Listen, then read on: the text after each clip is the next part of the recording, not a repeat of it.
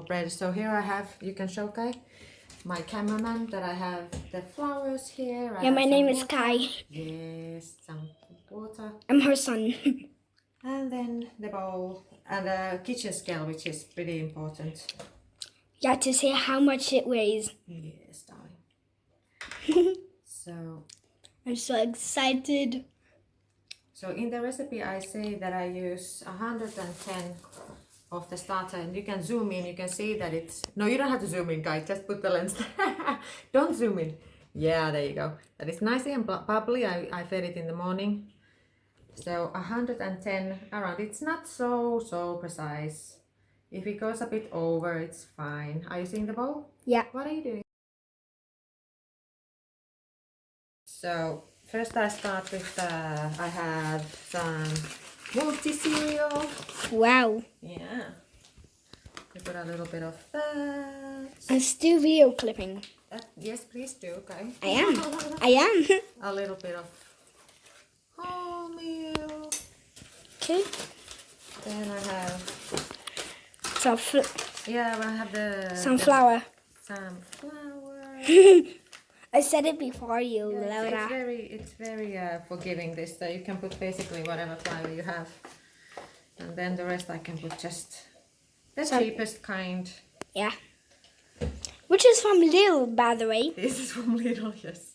I'm not fancy. As long as the flour is, in the end, it's the mix that you make is 400 grams. It's all good. I'm still rolling. And then, good, yes, please, we keep on recording. So now what you do, are you showing the bowl? Yeah. You mix with everything together. You don't have to really knead it. You are just mixing it with your hand. Yeah. You mix it with your hand. You mix it with your hand. And you make sure that you don't have any dry flour left. I could take it out of there. Ooh.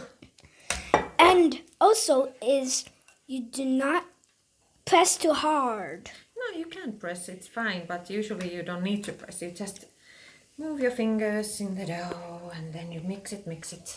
Yeah. Just try to get it around evenly, the water and the honey and so on. To make it look like dough. So as you noticed, I didn't yet put the salt in. It's not the end of the world if you're in a hurry or you are afraid that you will forget to add it. You can add it now. It's not really, I have never really seen any big difference if you add the salt now or later, but as I like the loaves that they are right now, I don't want to tempt the gods.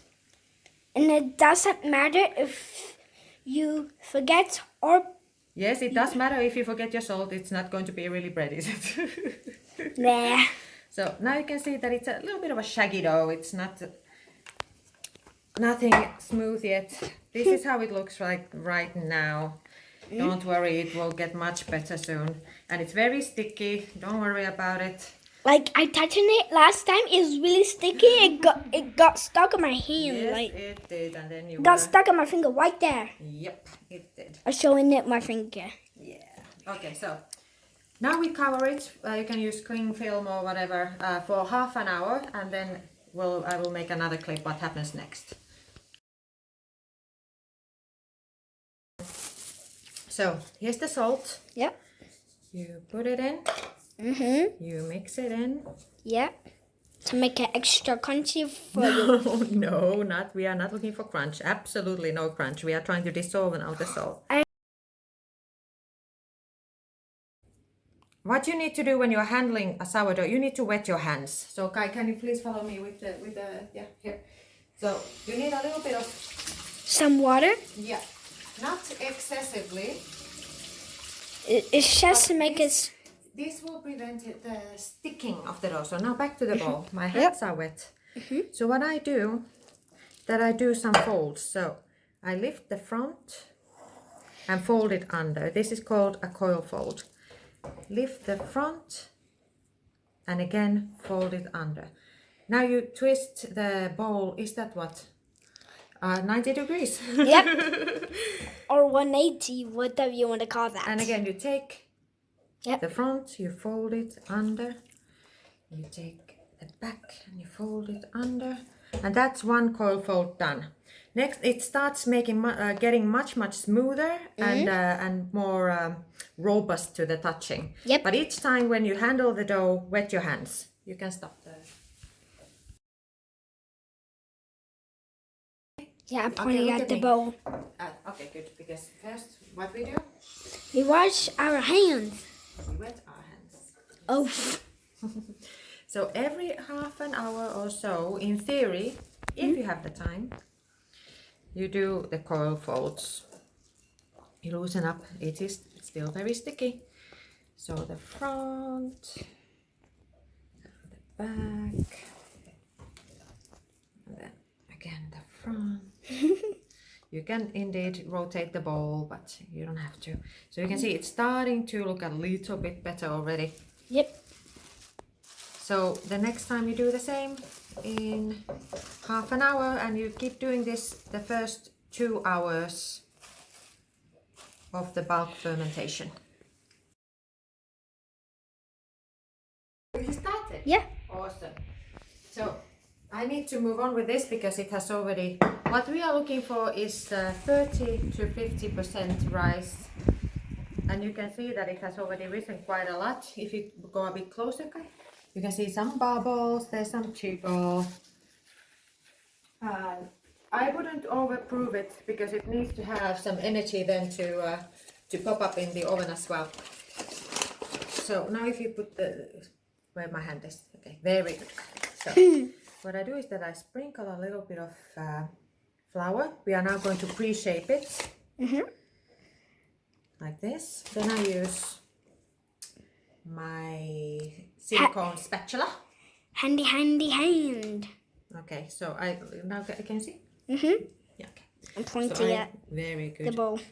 I scrape it out. Carefully. I have a scraper, but for this works much better. And carefully to not overshape the bread. Actually, you go carefully so you don't destroy all the bubbles you just made. Yeah, that's my point. And my super cameraman. Yes, you are a super cameraman. Now I don't have wet hands. So I'm using a little bit of flour, but not too much. I start folding from one side in To the other side in to the this other side in, and then you fold it like this. Now I actually do need my scraper because I didn't put it on the plywood. So then you turn it around. I'm pointing so at the bread. Super. So this will be the top of the bread, okay? Yep.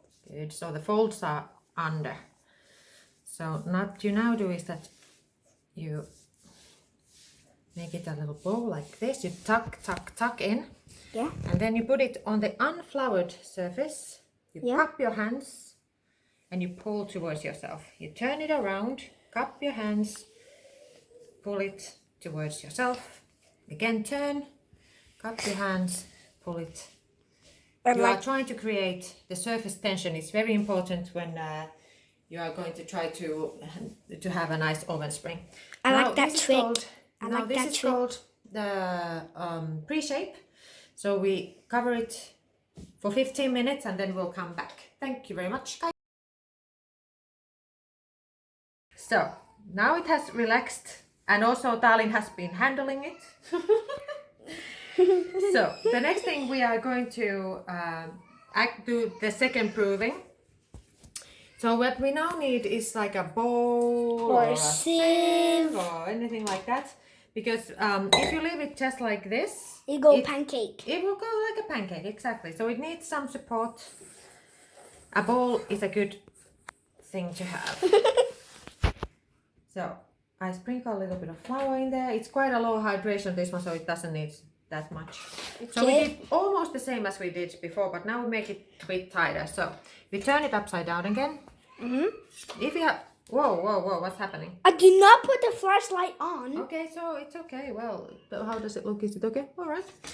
So you turn it the other way press any light. So you have these sticky bits now here on top. Yeah. So you do it again. You fold, you fold, you fold, you fold. And now you have 4 corners. You fold those in as well. You make it a really tight package like this. And then you turn it back like this. And you do it again, the cup the hands and pull. So again, unfloured surface because it needs attraction. Like this. Like that. Are you okay, Kai? Yep. So you pull it and pull it and pull it. I like that trick. Yes, you like this trick. Because you are really trying to make the surface as tight as possible. And then you can do it by hand as well. You turn it upside down and you put it into the bowl. Carefully. Yeah, quite carefully. And then put a little bit of flour on top, not much. And here where your choices are. Either you do the second proof 2 hours or so on top of the counter, or you put it in the fridge for overnight and then you bake it in the morning. The trick is that you are trying to see when it's not yet overproof. So you are getting some rice here, not the biggest rice. And then you check it with a wet or floured finger. You will see how it bounces back. If it bounces back very slowly, it's ready to be baked. But here, I'm going to bake this today, so I'm going to let it be here now for 2 hours-ish. So I'll see you later.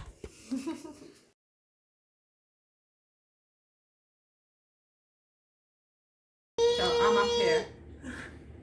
So now I'm going to put it in the oven. It has been proving on the counter for a couple of hours. A bit less. I'm not going to have it for longer because I need to get it into the oven.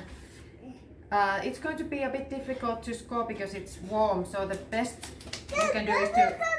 You want flour, darling? Is to put it in the fridge at least a couple of hours before you score it because it makes it a lot easier. So let's see how this goes. So, as you can see, it's quite attached now.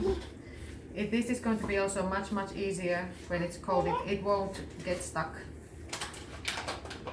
like this. Yeah. Not ideal, but it's just to show you. So I put some flour on top.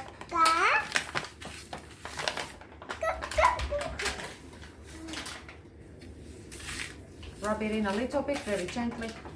And then you can just go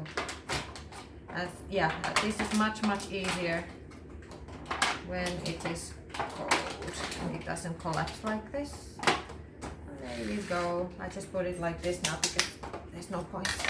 So now I need my hands.